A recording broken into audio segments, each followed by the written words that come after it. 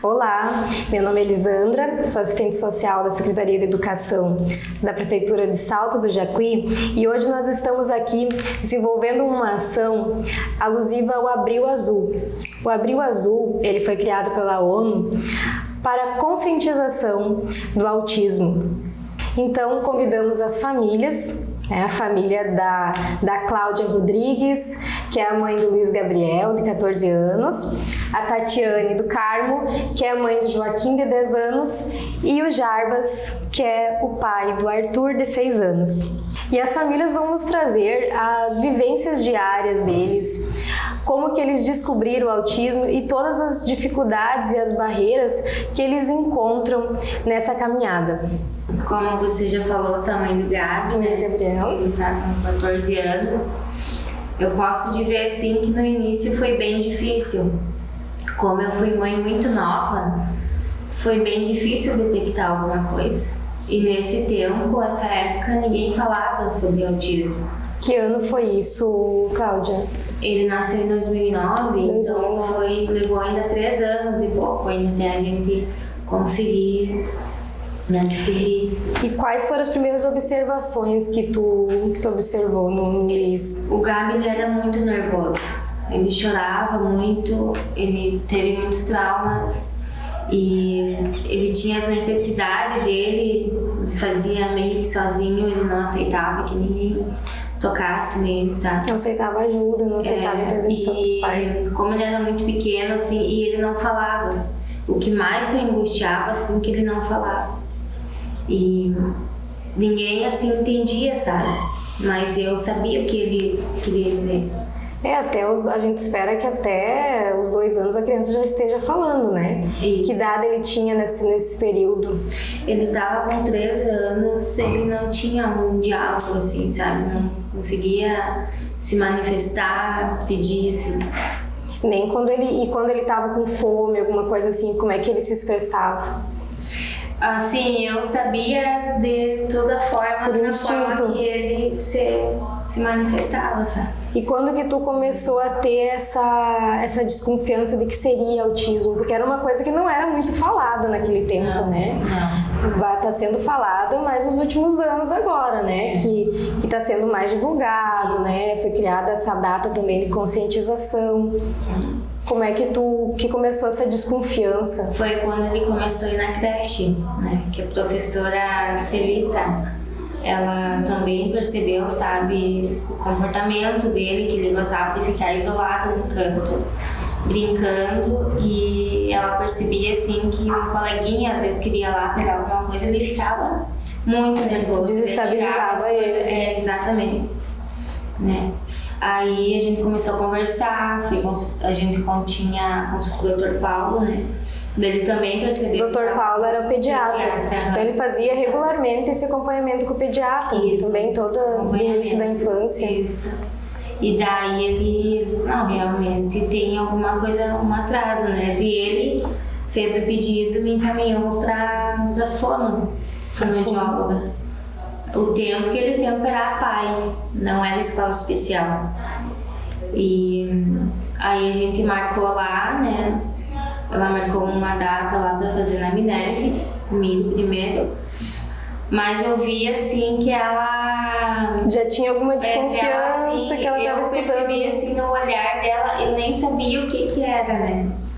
Mas assim, ela demonstrou assim um afeto no primeiro instante, sabe? Que eu cheguei. Já acolheu, te acolheu. Como é importante essa acolhida dos profissionais, né? Quando a família vai em busca desse diagnóstico, porque a gente precisa ter essa sensibilidade. Exato. Até como tu citou, Cláudia, que a prof observou, né, que o médico foi investigar, ele tomou uma postura muito certa até para a época de encaminhar para outro profissional, porque a gente sempre fala que não tem como tu dar um diagnóstico, né, em uma consulta da criança, é preciso toda uma equipe multidisciplinar, né, e ele recorreu a uma fono, talvez era uma pessoa que já estaria, né, na escola especial, na APAE, acostumada com já teria recebido algum diagnóstico desse e já teria tratado, né? E dela me explicou, né, que ele tinha fala inteligível, né, outras pessoas não entendiam, só que até tu chegar naquele ponto ali, né, tu passa por muito processo. Ele já tinha feito uns exames, só que em nenhum momento ele tinha tido a consulta ainda com o neuro.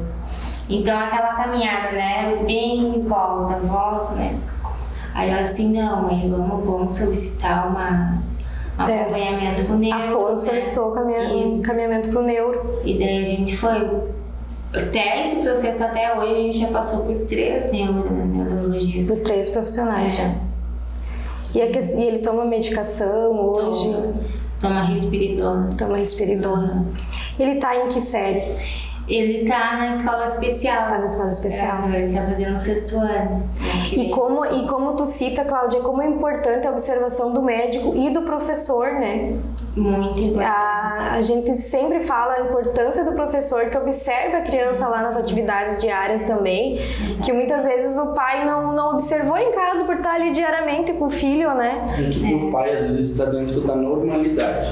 Tipo, é o teu primeiro filho, tu não imagina que seja diferente, né?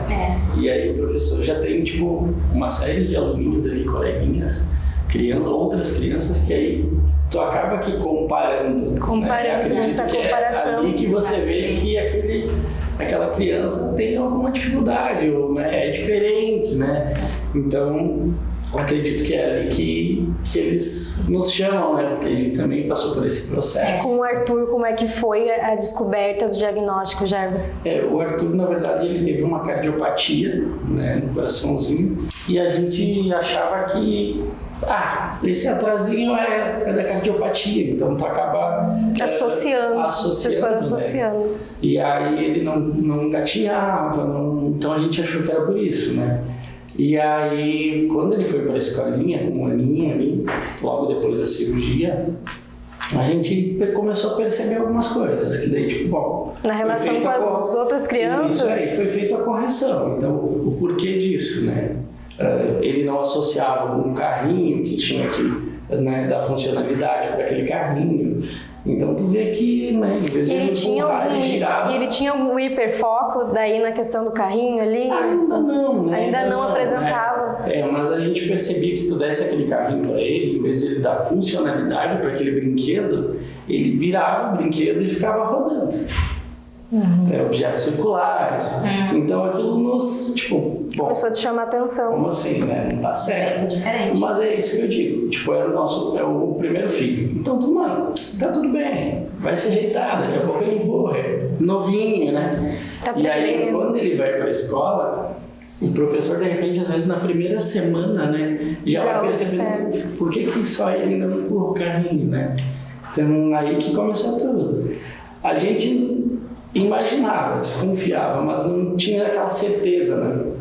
E aí os professores logo ali no primeiro semestre eles já nos chamaram, né, para uma conversa e a gente já esperava que... Já esperava que tivesse algo a ser falado ali. E aí, mas a gente percebia uma... E como é que vocês foram recebidos pelos profissionais com essa desconfiança deles? Eles agiram com sensibilidade com vocês? Como foi? Foi, assim, mas a gente percebe um nervosismo do profissional. Do profissional de colocar isso para a família. O pai e toda a mãe que aceitam essa, teu filho tem autismo, né? Ou tu precisa levar no médico, porque eu acho que ele tem algum problema. Porque daí entra toda aquela parte do luto da família também, né? Do filho perfeito. Com certeza. Né? Que idealiza uma coisa quando na verdade aquilo... Eu não tenho filhos, mas antes de ter, eu já idealizo que não, meu filho vai ser o amor da minha vida, vai ser perfeito, né? Sim. Então, e ele vai ser perfeito da forma que ele vir, né? De qualquer forma eu vou amar ele do mesmo jeito. E muitas vezes até mais, porque daí ele vai demandar mais de mim ainda, né? Sim, a gente dá valor para as pequenas coisas, nos pequenos gestos. que eles fazem para ele tem um significado muito maior, né? Do que crianças neurotípicas, né? De repente, porque... E eu acompanho o Jarbas nas redes sociais, Gurias, eu acompanho o Jarbas e a Karine nas redes sociais, como vocês fazem todo um trabalho dentro da casa de vocês diariamente para atender o Arthur, né? Sim. Desde estimulação, brincadeiras, a gente observa que vocês têm um trabalho, um empenho dos pais ali diário com ele, né?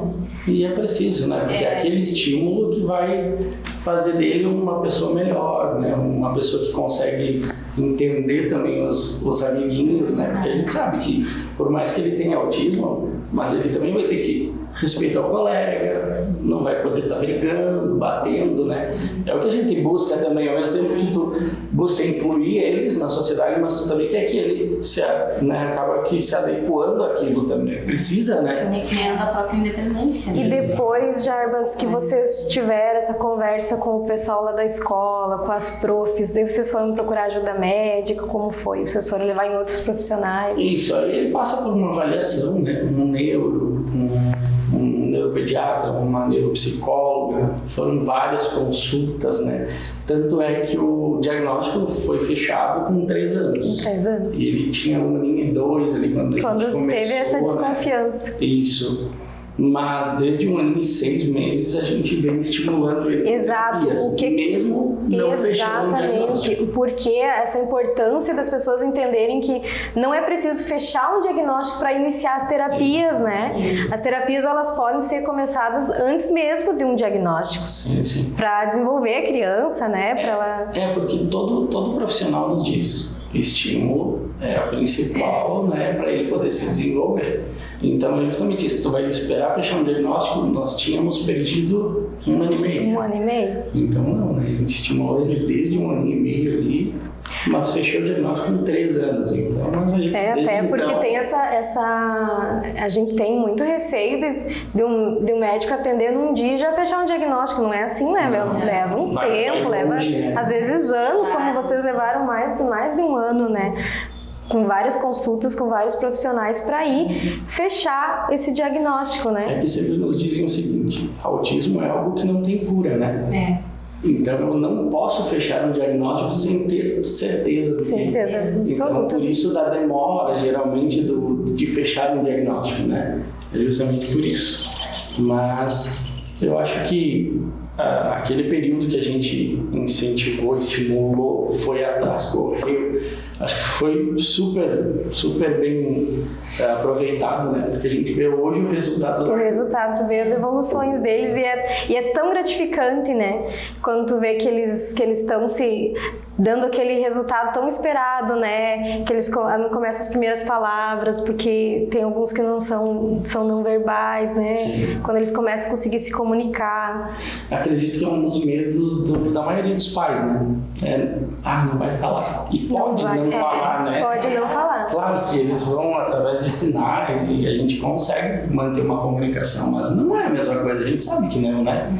Então é algo que nos preocupa, tanto é que o Arthur começou aqui há 2 anos a falar algo, né? Ele já está com 6, então a gente tem uma angústia durante todo esse período ali, né? De achar que não vai ser verbal, né? E eu percebo que, acredito que na maioria, como você falou, que eles ficam nervosos justamente por não conseguir se comunicar. Por não conseguir se comunicar. E eles veem, né, os coleguinhas se comunicando, brincando, né, normalmente interagindo, porque a maior dificuldade deles é na interação social, né? Então aquela primeira comunicação deles ali na escolinha, que eles têm os outros coleguinhas e a maioria já está falando, já está engatinhando, já está caminhando, já está, né, se desenvolvendo, e eles não encontram aquela barreira, né? E a gente percebe também, na verdade, depois tudo faz sentido, né? Porque aí no começo ele não tem hora, tu chama, ele não ouve. Ele não fazia o contato visual. Ele ouve, mas ele não tem, exato, ele não faz o contato visual, tu chama, ele não atende. E aí para fechar o diagnóstico, daí tu vai lá, faz um exame para ver se de repente não tem problema de né, uma deficiência auditiva. De visão. Então, tipo, é um leque bem amplo, né? Até... É importante até na fono, acho que ela consegue também fazer uma avaliação se ele tem alguma dificuldade não só de fala, mas também auditiva, né? Até para descartar qualquer coisa antes de começar a fazer esse diagnóstico. E às vezes acontece de você, às vezes, tomara que seja isso. Porque aí você resolve, né? Tipo, às vezes a gente também busca essas outras situações para ver se escapa do autismo. Mas não, né? Tu vê que vai se afunilando, né? Mas eu acredito que a maioria segue o mesmo passo ali, né? Neuro, aí, tipo, essas dificuldades de comunicação visual, a fala, né? Porque eles começam a... Não é uma fala, é um miado deles, né? Eles, aquela forma de comunicação deles. O Joaquim já foi ao contrário, né? Porque o Joaquim foi uma criança, por problemas dele na gestação, coisa, ele é uma criança prematura extrema. Então ele já teve aquele atraso. Com quantos meses que o... Ele nasceu com 32 semanas, 32 semanas. 1,125 kg. Bem pequenininho. Ficou 65 dias na UTI, né? Então todo o processo dele já foi com atraso. Então toda vez que a gente ia, então a gente tinha pediatra em Juí, tinha pediatra em Santo Ângelo, tinha em Cruz Alta, a gente passava em volta e via exames até os 2 anos pela prematuridade, né? E ele desenvolveu até 1 ano e meio, dito normal, né? Como a gente diz, ele gatinhou, ele começou a falar, falou as primeiras palavras, alguma coisa, papai, mamãe, vovô, vovó, luz e carralo, que era cavalo. As primeiras palavras que ele falou. E depois ele regrediu. Essa regressão é uma coisa que eu vejo falar bastante também da criança ir desenvolvendo normalmente até certo ponto e parar o desenvolvimento e ter essa regressão. Só que ele sempre foi muito chorão, chorava sempre, né? Mas pelo motivo da prematuridade, todo mundo dizia que era um probleminha, né? Não, é um atraso, é isso, é... E a gente foi indo, foi levando. Aí ia no pediatra, era um crime. Quando levava a consultar, era aquele away. Aí com 3 anos, numa consulta de rotina com o pediatra, eu já tinha ouvido várias vezes, porque ele era ligado no 220, né? Ele não dormia, ele corria o dia inteiro, ele estava sempre ligado. E eu chegava e dizia, não tem algo para acalmar, pelo amor de Deus. Para acalmar essa criança. Que mãe que tem criança, quando as crianças estão achando problema nas crianças, né? Tá, tudo bem, e aí com 3 anos, nós levamos no pediatra no Cruz Alta, um dos pediatras dele, e o doutor, ele conversava com nós, mas nós já estávamos acostumados, a gente já entendia. E o pediatra olhou para nós e disse, vocês entendem que essa criança fala? Sim. Para nós já estava normal, porque a gente já... Vocês normalizaram o dia a dia, né? Daí ele disse, mas eu não entendo nada que essa criança fala. Vocês já levaram? 3 anos ele tinha. 3 anos. Aí, tá... Como ele, pra nós, sempre foi passado o atraso, né? Então, ele sempre era um pouquinho atrás. Pra ti foi em função de toda essa questão da prematuridade. Então, a gente não foi percebendo assim, sim, né? Aí, levamos, na mesma hora ele já encaminhou, nós já conseguimos, no mesmo dia, fazer o eletroencefalo. Ele teve coágulo quando ele nasceu. Fizemos todos os exames depois ali, eletroencefalo, fizemos tomografia, ele não ficou com nada, sequela nenhuma. E a médica atestou TDAH. Na hora, porque ele era pilhado no último. Até nisso que tu fala, Tati, como tem muitas outras comorbidades que podem estar associadas ao autismo, né? Até na questão da medicação, às vezes a pessoa acha que a medicação é pro autismo e não, é para as outras comorbidades que podem se englobar ao autismo, como o TDAH, como com hiperatividade ou sem hiperatividade, né? Um TOD, a ansiedade mesmo, propriamente dita, né? Geralmente ela não vem sozinha, né? Ela vem com alguma dessas questões combinadas, né?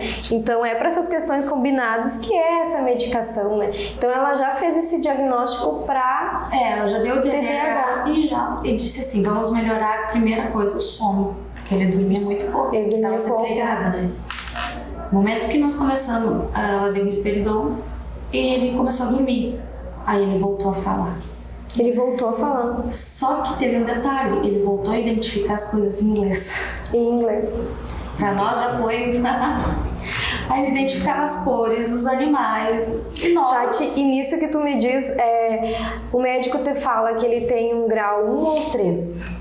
Ele tem 1 agora. 1 agora. 1, mas ele começou com 2.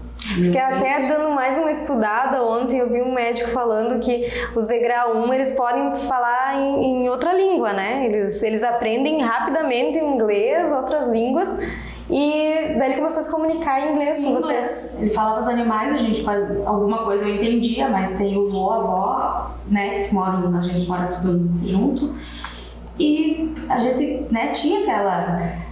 Mas para os outros até era engraçado ver ele falando, né? Com 3 anos ele identificava as coisas falando inglês. Aí, mas todo mês a gente ia na neuro, fazia troca de medicação, fazia teste de medicação, mas ela sempre deixou a interrogação no ar. Ela analisava. Ela disse que era o TDAH, ela afirmou na hora, mas a interrogação sempre ficou. Ela estava analisando.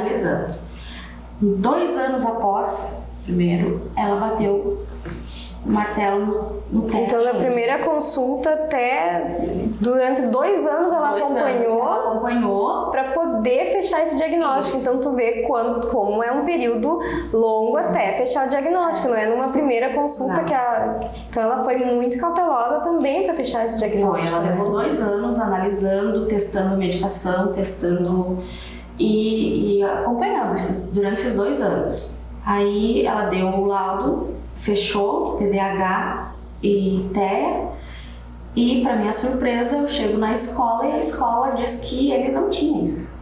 A escola tu falou que ele não tinha? Não, que o laudo não era, né? Mas, meu ver, era cômodo deixar ele pro lado. E que idade foi isso? 5. Ele tinha 5 anos. 5 anos. E que ano? Tu lembra mais ou menos que ano foi isso? Ele começou o laudo em 2017 e fechou em 2019. Fim de 2019. Daí, no outro ano, ele entrou no primeiro ano. A gente fez mais uma avaliação, da gente trocou de neuro, né? Por dizer que talvez, né, a médica tivesse precificado. Aí, a gente trocou a neuro realmente. Também, bateu o martelo. Só que teve um detalhe. Ela bateu o martelo dia 13 de março de 2020, dia 16 de março o mundo fechou, né? Entrou pandemia, teve toda essa questão, teve né? toda essa questão ali que a gente parou no tempo. Era aula remotas, e a gente testando medicação nova, sem sair, trancado, ele a 1000 pelo Brasil. O que a gente fez? Fomos atrás de profissionais. Começamos a pagar uma psicopedagoga, que foi a Jana, maravilhosa. Começamos a trabalhar com ele, né? Durante a pandemia. Vocês mesmo trabalhando com ele em casa? As aulas, daí fomos pagando particular uma psicopedagoga. Depois a gente começou a pagar uma professora particular, que foi a Pri.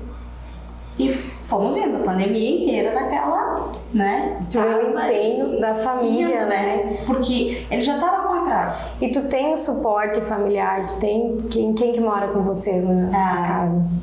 Nós temos, no pátio onde eu moro, são 2 casas. Moram o pai e a mãe, meu pai e minha mãe, e eu, e o Paulo e o Joaquim, na outra casa. Então, ele levanta de manhã, ele abre a porta, vai pro vô. Às vezes ele briga, né? Ele resolve que ele vai morar no vô, ele pega as coisas dele, vai morar no vô. Ele tem uma boa interação familiar. Sim, ele tem. Ele tem uma independência, a gente conseguiu trabalhar isso, né? Com a escola também, ele já tem a independência, ele tá na escola do estado. Qual escola? Na Castelo Branco. Castelo Branco. E eu não tive nenhum problema. Claro, tem né, algumas coisas, mas a adaptação dele lá foi muito bem boa. Ele se dá com todos na escola. Agora ele diz que ele é o segurança da Dini. Segurança da Dini. Então, assim, ele domina muito bem o espaço que ele tá, ele gosta de lá. Tem problemas com colegas, que na verdade, como ele dizem que quem olha diz que ele é normal. né? Porque ele não tem problema de fala. Ele desenvolveu bem a fala. Isso. Então ele teve um desenvolvimento bem avançado em vista, né? Que geralmente tem umas limitações. Ele tem a limitação? Tem. O grau de estudo dele, ele está no 5º ano. Mas praticamente ele está no 1º ano. Ele está desenvolvendo a leitura. Ele está desenvolvendo... E ele tem atividades adaptadas em sala de aula. Todas adaptadas. O que ele tem por foco? Animais. Ele gosta de animais. Então ele puxa da pré-história.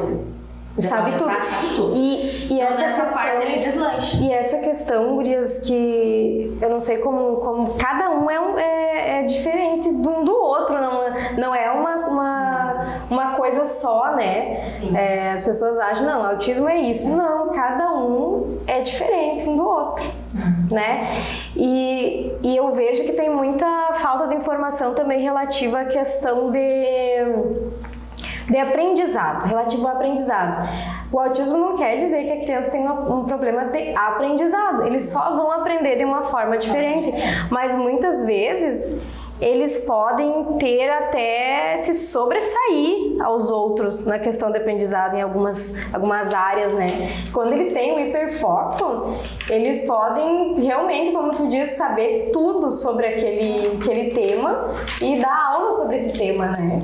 Outra questão importante de ser falada é a questão da seletividade alimentar. Eu não sei se algum dos filhos de vocês já apresentou a seletividade.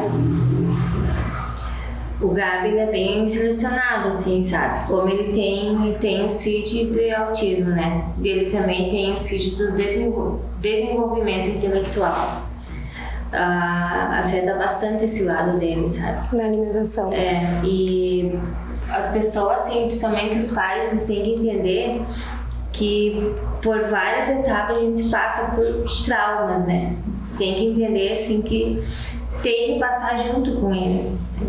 Então, quem vê o Gabi hoje não diz que é a mesma criança, sabe? Graças a Deus, assim, hoje ele não é mais agressivo. Se desenvolveu bastante depois. Desenvolveu bastante, ele é muito carinhoso, mas a gente passou uma luta bem grande com ele. Porque teve um tempo que ele não aceitava o alimento, não queria comer. Não comia. E o que vocês conseguiram introduzir? Como é que vocês fizeram para que ele se alimentasse? Olha, foi bem difícil. Eu tentava, assim, esclarecer da melhor forma para ele, sabe? Quando ele queria comer o arroz, era só o arroz. Só o arroz. Não podia ter nada mais do que carne até hoje. Carne, ele tem que sentir bem macia. Ele não pode sentir nada, assim, mas passou um pouquinho do ponto, ele já não come. Nem a mandioca. Um tempo atrás ele adorava. Ali quando começou a ter um fiapinho, coisa, ele já não sentiu mais. Até e quando vocês saem de casa, assim, que vocês saem para uma viagem, alguma coisa assim, vocês costumam sair com ele? Sim. E como é que é daí quando essa alimentação dele quando vocês não estão em casa, né? Porque daí quando tu tá em casa tu consegue adaptar tudo, né? Mas quando tu sai, assim, como é que vocês se viram? Como é que vocês fazem essa questão da alimentação dele? Que nem o Gabi, assim, 3 lugares que ele fica, né? Na Nova Lourdes, ali no Vô, então ele já tem um conhecimento, né? O que ele gosta. E eles já sabem como que é, o que ele gosta. Na mãe ali, meu Deus, é o café e o pão, né? Alguma coisinha. E daí, senão, é lá na minha sogra, né? Na Nova Fátima, lá no Vô, né? Então, eles também já têm conhecimento. Eu não deixo ele, assim, em outro lugar, sabe? Não. E tem a Nega, minha vizinha ali também, né, a Jana, que ele adora ficar ali. Então, é lugares assim que é acolhedor, né, que já... Lugares acolhedores, que conhecem já sabe que ele sabe. O que ele gosta de comer, como agir com ele. Eles têm que chegar e se sentir bem, né? O Arthur, às vezes, se nós formos em uma festa, em um lugar que ele chega e a gente não antecipa o que vai acontecer. Vocês têm que fazer todo um roteiro do que vai acontecer. Isso, a gente antecipa tudo. Agora ele, claro, vai para a escola, entra numa rotina, e não é tanto, mas tipo, tu vai fazer algo que sai da rotina dele, tu tem que antecipar para que ele chegue lá e ele, tipo, é mais ou menos aquilo que tu falou. O que tu vamos descreveu numa pra festa, ele. Exato. Vai ter tal coisa na festa, muita gente. Pode estar bom, mas pode estar ruim. Se tu não gostar, chama o pai, chama a mãe. E dá super certo com o Arthur. A partir do momento que a gente aprendeu a antecipar tudo que tu for fazer com ele, ele fica mais seguro. É porque ele se desorganizava a gente muito. vê falar a questão da desorganização é que desde tu fazer um roteiro diferente para ir na escola e para uma rua diferente, eles já podem, né, O Arthur, se desestabilizar, Exato, se desregular. Se nós fôssemos sair de casa e a gente esquecesse uma mochila e tivesse que voltar, a briga era muito grande, assim, porque ele queria ir, era só dar uma volta na avenida. Assim, quando chegava na rotatória que tinha que fazer a volta para voltar, meu Deus, aí tu tinha que fazer todo um outro circuito. E aí a gente começou a trabalhar isso. Filho, ó, a gente vai ter que voltar. Essa rigidez, né? Isso mesmo. Essa rigidez a gente foi tirando aos poucos. Mesmo às vezes não precisava voltar para casa, mas não, ó, o pai esqueceu, vai ter que voltar. E aí ele foi ir trabalhando com ele. E hoje, se a gente precisar, mas a gente precisa antecipar. Claro, e nos primeiros dias, eles, quando tu começar a estabelecer essas regras, como é importante colocar as regras para eles também, né? Ele vai resistir um pouco mais, mas é uma coisa que tem que ser trabalhada diariamente, né, gente? É uma coisa construída diariamente. E o próprio Neuro disse, a gente é muito de rotina, a gente só não percebe. A gente não percebe. Eu faço sempre o mesmo caminho para ir trabalhar, gente. E eles todos os dias. Passar esses detalhes, né? Eles querem seguir aquela rotina. Só que aí você tá querendo, tipo, fazer com que teu filho fique com essa rigidez. E aí, saindo daquilo ali, ele vai se desestabilizar. Então, às vezes, você tem que trabalhar isso mesmo não querendo. Quando acontecer, porque é um trabalho Na diário. vida a gente está cheio de situações que nem sempre vão nos agradar, né? Então a gente prepara o Arthur para se acontecer algo que não seja bom para ele, mas que ele entenda e reaja da melhor forma possível dentro da condição dele, né? Tem momentos que mesmo a gente avisando e ele chegar lá e se estabiliza, tem. Mas aí o que sempre resolve para ele é acolher. Acolhida. Tipo, se tu abraça ele, ó, eu tô aqui, tá tudo bem. Tô aqui. Sem se sentir seguro, né? Exato. O Joaquim eu já não posso antecipar muito. Ele já é mais ansioso. E que ele tem hiperatividade também, hoje, ó, amanhã a gente vai lá na prima. Ele fica, mamãe, já chegou a hora? Sim. Aonde nós vamos ir amanhã? Mamãe, onde nós vamos? Já tá na hora? Você já arrumou as malas? Então a gente tem Cada um é de um jeito, né, gente? Então pro Arthur dá certo assim, pro Joaquim já não. Eu não posso antecipar muito, tenho que deixar mais próximo do horário. Ó, nós vamos em tal lugar, nós vamos ir numa festa, nós vamos viajar, nós vamos na praia, nós vamos no tio. E as viagens com o Joaquim? Como é que é a viagem? Tranquilo, ele adora viajar. Ele gosta de viajar. Vai tranquilo no carro, vai conversando, vendo os bichos na estrada, vai falando o tempo todo, porque ele não desliga o radinho, né? Conversa bastante. E nos lugares é tranquilo, como ele tem uma alimentação básica. Então, é básica a alimentação dele, ele não tem essa restrição, assim, na questão da lanche, ele não é de comer lanche. Então, se a gente vai comer em um lugar, a gente procura um lugar que tenha batata. Batata frita. Ele já se serve, ele pede, eu quero, mas 10 vezes ele pede na cabecinha dele que tem que ter os temperos de camarão, tempero de frutos do mar, ele inventa as coisas, mas é a batata. Pronto. E Tati, me diz uma coisa, e tu já chegou em algum lugar, assim, um restaurante que tu precisou pedir pra eles fazerem um prato diferente pra ele? Não tinha batata, assim? Não, porque ele come a comida dele básica, arroz, feijão, massa, carne, polenta, mandioca, é comida. Comida Então, básica, então básica. tem... Fruta. Gosta de fruta? Ele vai com um pote de fruta toda tarde pra escola. Acho que é a única criança que ainda leva fruta. Então, assim, ó, é mais tranquilo porque ele não tem... A seletividade dele é mais as coisas que não são, né? Refrigerante não toma. Ele não toma refrigerante. Não toma algum doce. Então, assim, o básico que todo lugar tem, então para nós é mais tranquila a questão da alimentação. Então essa parte assim de viagens, a gente não tem tanto, né? Quanto a barulho, a gente vai nas festas né, para fora, no interior, essas festas da igreja e coisa, ele vai tranquilo, no momento que ele desregula, ele vai para baixo da mesa, senta lá e fica. Daí você ele chega a chamar vocês nesses momentos? Não, ele mesmo encontrou aquela maneira dele se regular. As pessoas ficam assim, né? Criança embaixo da mesa. A gente já sabe. Então a gente não deixa de levar ele em lugar nenhum. Todos os lugares, é muito raro a gente sair e não levar ele, né? E como é importante isso, né? Até porque se nós queremos incluir, né, Tati, a gente precisa E tem que começar, e tem que partir da família, né? É importante né? Partir da família, né, Tati, essa questão da inclusão, né? Porque a gente quer passar a informação para os demais, que eles precisam incluir, mas também a família precisa começar por ela, essa inclusão, né? De levar junto nos lugares, se precisar passar informação para alguém que está ali de que teu filho é autista e ele está agindo daquela forma, talvez por essa situação dele. Mas o Jarbas comentou sobre as viagens que vocês fazem, Jarbas, do que tu observou.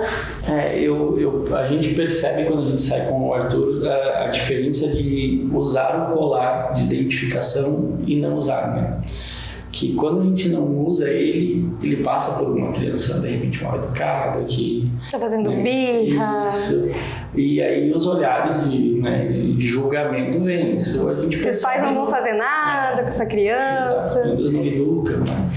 E quando a gente sai no mesmo lugar, já aconteceu isso, com o cordão, os pais, até incentivam as crianças, a incluírem, vai lá brincar, pra ir brincar com ele. Ou se ele vai lá e derruba um brinquedinho, não, tá tudo bem.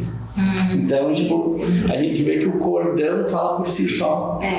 E tanto é que aonde a gente vai, aqui às vezes até a gente não usa, que deveria, né? Mas qualquer lugar que não nos conhecem, o Arthur não sai sem cordão, sem identificação.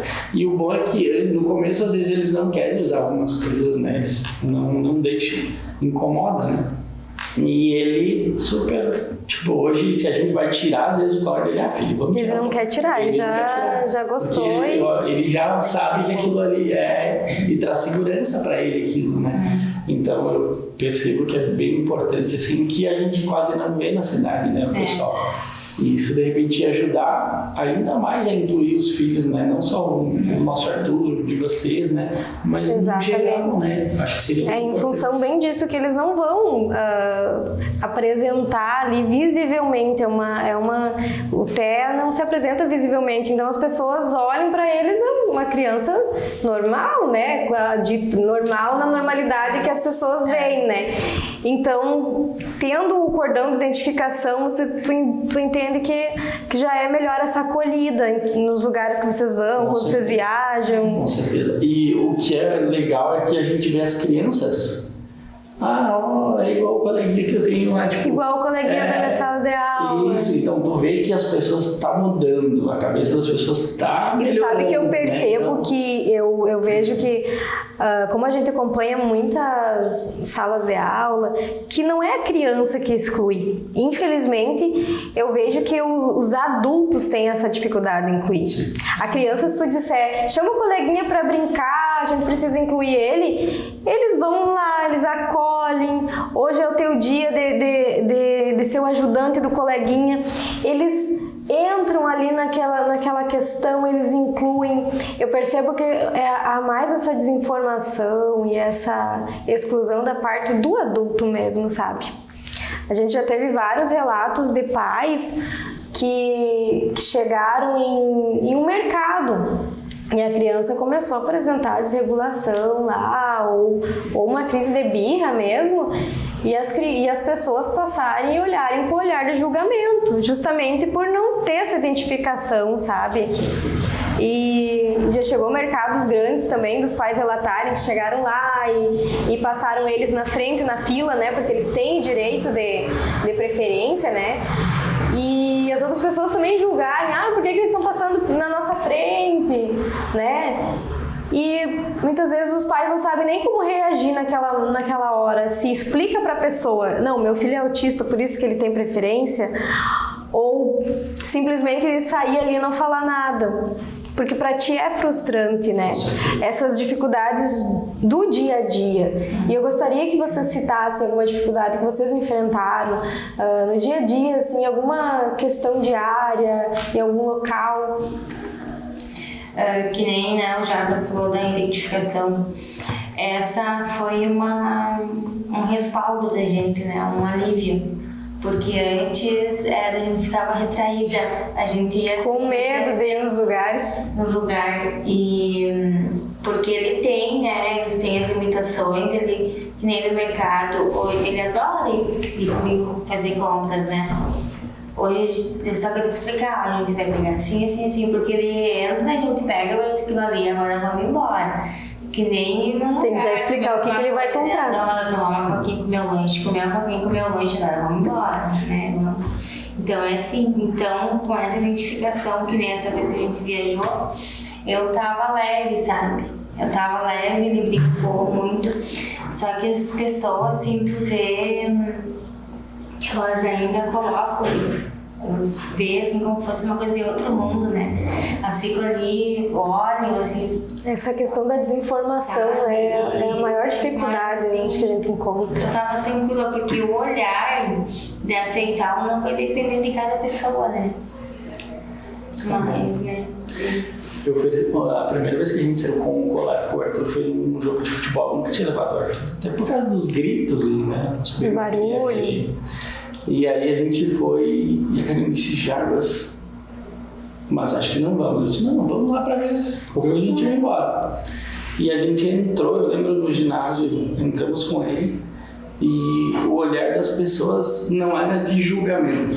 Com o colar, isso com o colar. Era de, tipo, como que ele tá aqui? Como que ele tá aqui? Como que esses pais estão trazendo ele num estádio de futebol? Tipo, eu achei muito... E desde ali que a gente não tira mais, tipo, não deixa de usar o cordão, né? Porque aquilo teve uma importância tão grande, porque, tipo... E começando... E ele se apresentou em alguns momentos, ele teve algumas apresentações. E pensa nisso, né, Jarbas? Os pais incluindo. Essa inclusão está começando pelos pais. Então o outro olha, não, esse pai não deixou o filho trancado em casa, ele trouxe pro jogo de futebol, um estádio cheio de pessoas, né? É até é como tu falou, esse olhar deles de acolhida, exato, nossa, mais como né? uma admiração. Uma admiração, essa palavra, admiração. Do que julgamento. E, bom, desde então a gente percebeu isso e onde a gente vai concordando, porque faz a diferença. Tipo, é bem isso, tu não precisa estar te explicando. Porque isso nos cansa, nos deixa triste, né? De, tipo, meu filho, toda hora, né? Então, tipo, o cordão eu acho que é mais essencial para esse tipo de situação. Assim. Até porque ele é o Arthur, ele não é o autismo. Ele tem o autismo, porém ele não é o autismo, ele é o Arthur. Exato. Né? Então tu não tem que estar chegando em todos os lugares dizendo, não, ele é autista. Não, ele é o Arthur. Essa é a questão, de tu não precisa, porque é desgastante mesmo, tu tem que toda vez, né, tá se explicando, tá... Mas eu percebo, assim, que tá melhorando, que as pessoas estão entendendo um pouco mais, né, tipo, e a gente também nunca claro, no começo ali foi um baque bem grande, porque é bem isso, tu projeta uma vida que de repente muda totalmente, né? E tu só quer que o teu filho seja feliz, que ele consiga ser independente um pouco, pelo menos, né? Então muda, a expectativa da gente muda totalmente. Hoje a gente, vai alfabetizar? A gente quer muito, né?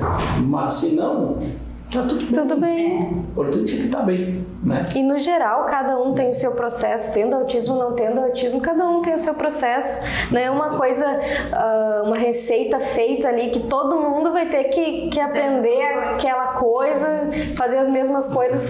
Cada ser é um ser, né? eu sou eu, tu é o Jarbas, eu sou a Lisandra, tu é a Cláudia, tu é a Tati. Então, né, não tem como a gente generalizar uma coisa para todos, né? Cada um vai ter seu processo, sua vivência. E nisso, pra gente fechar, eu gostaria que vocês citassem quais as expectativas de vocês quanto ao futuro, quanto ao desenvolvimento deles, o que vocês desejam, enquanto sociedade também. Que nem hoje em dia o conhecimento está mais desenvolvido, né? E tudo já, né? E que nem tem também, né? Que nem a questão da medicina, né? Já está mais avançado, os medicamentos, né? A gente citou a questão medicamentosa também, já tem outros medicamentos entrando no mercado. Preventiva, né? Que tudo, então, tá mais fácil hoje, né? Mais tranquilo. Eu acho que a gente espera no futuro deles, nosso, né? Acho que mais empatia, paciência, né? Amor das pessoas, tipo, pelo próximo, acho que é bem importante isso. É uma coisa que eu acho, assim, ó, que ele é um pouquinho mais, que eles tenham autonomia no futuro, né? Um pouquinho que seja, e que eles sejam felizes. Não adianta criar felicidade. Tem felicidade, gente. Ele aprendendo, ele a escrever ou a não. A perspectiva nossa não é muito, tipo, não vai muito além, né? A gente quer que eles sejam felizes. Que eles sejam felizes. Que nem o Gabi, hoje ele vai só na escola especial, né? Tem os atendimentos, que é primordial, né? Fonoaudióloga, psicóloga, né? Tudo. E ele era incluso nas outras, na regular, só que a gente teve vários traumas, né? Hoje eu tô assim com a minha cabeça assim, ó, ou tu vive com o filho ou tu vive pelo teu filho, né? Então eu tô hoje eu vivo pelo Gabi. Se ele vai aprender a ler ou escrever, isso eu vou escrever futuramente. Como a mãe disse, né? Eu quero que ele seja feliz. Respeitado, né? Respeitado. É a palavra maior, é o amor e o respeito, né? E nisso, com todas as pessoas, entre todas as pessoas, isso acho que eu como cidadã, como que eu tenho estudado no meu pessoal também, cada vez que eu vou analisar uma situação, eu chego na palavra respeito. No momento que tu tiver respeito pelo outro, as coisas elas melhoram, elas fluem, né? Há essa inclusão, a palavra respeito, o amor e o respeito pelo próximo, né? O autismo não tem cura, ele não é uma doença, mas não tem cura, né? Mas se pratica com amor, né? Com amor. E eu quero agradecer a presença de vocês hoje aqui, dizer o quanto foi enriquecedor para mim estar ouvindo vocês, né? E percebendo o quanto essa vivência é enriquecedora também para os outros pais que vão assistir depois, né? Para verem que eles não estão sozinhos, que outras pessoas estão passando por isso também junto com eles, né? Que eles saibam que eles têm esse suporte, que tem outras pessoas que também estão passando por isso e que a gente possa cada vez mais se unir, né? E achar um suporte no outro. Como a Tati falou, se eu buscar algo para o meu filho e não conseguir no momento, mas de repente o filho do outro vai fazer uso daquilo. Cada briga da gente, cada batalha que a gente consegue, porque na verdade na lei tudo é muito bonito. Tudo é muito bonito na lei. Tudo funciona, tudo é prático, mas a gente sabe que no dia a dia não é assim. Não é assim que funciona. Tudo você precisa batalhar. É uma batalha diária. Para fazer o início. Então, a gente sempre diz, o autismo entrou na nossa casa, mas ele veio para alguma coisa.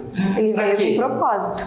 E muitos dos direitos que a gente consegue conquistar, Jarbas, como tu falou, eu conquistei esse direito pro meu filho, eu lutei por isso, mas eu posso ter dado o primeiro passo para que os filhos das outras pessoas que talvez não tenham o mesmo entendimento que eu, porque tem pessoas muito mais humildes, né, que não conhecem os seus direitos, para elas também poderem acessar isso. Né? Às vezes até por medo de não, como já ouvi que, eu não vou pedir porque não adianta, Que não adianta. Não, vai, luta. Pode que, como eu disse, o Joaquim pode não ser o primeiro beneficiado, pode ele não conseguir ser beneficiado, mas o que vem atrás dele e o que vem pode depois. conseguir. E a gente sabe o quanto é crescente, né? Eu estava pesquisando que é um autista a cada 36 crianças, né? A estimativa. Baixou para Exato, 34, mas 34, a estimativa vai diminuindo, né? Então, até 2030 aí, né, houve um estudo que é para diminuir ainda mais. Então é uma questão que a gente tem que levar a informação, né? É o que a gente está fazendo aqui, e eu agradeço vocês por isso, por levar a informação para as pessoas, né? Por relatar o dia a dia de vocês, né? E o quanto não é fácil. Não é fácil, mas é prazeroso. Mas é prazeroso. Sim. E se vocês ganharam esse presente, é porque vocês têm força para seguir adiante, força para lutar pelo filho de vocês e para conseguir atingir esses sonhos deles e de vocês também.